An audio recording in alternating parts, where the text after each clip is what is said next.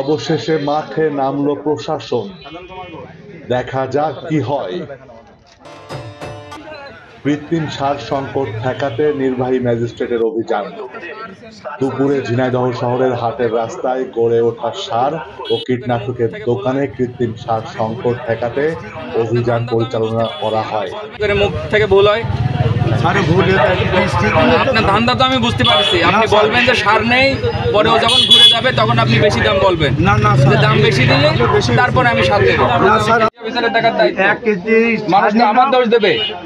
সারের কোনো সংকট নেই, আপনারা 2 নম্বরই করে সারের সংকট বানাচ্ছেন। কৃষক আসলে আপনারা বলতেছেন যে সার নেই। এবারের মতো আমরা দাম বেশি নিয়ে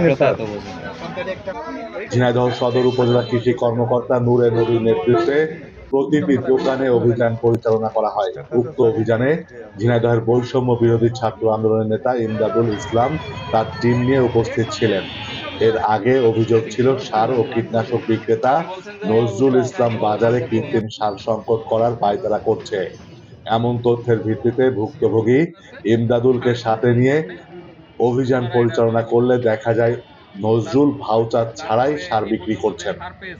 এমনকি এর আগে অনেক কৃষকের কাছে বলেন বাজারে সার নেই, অথচ দেখা যায় তার গোডাউনে 35 বস্তা সার মজুদ আছে।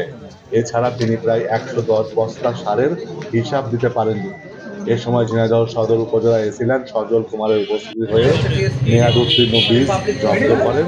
তারপর তাকে কৃষি বিপণন আইন 2018 বাজারে কৃত্রিম সার সংকট তৈরির পায়তারা করার অপরাধে 20,000 টাকা অর্থদণ্ড প্রদান করা হয়।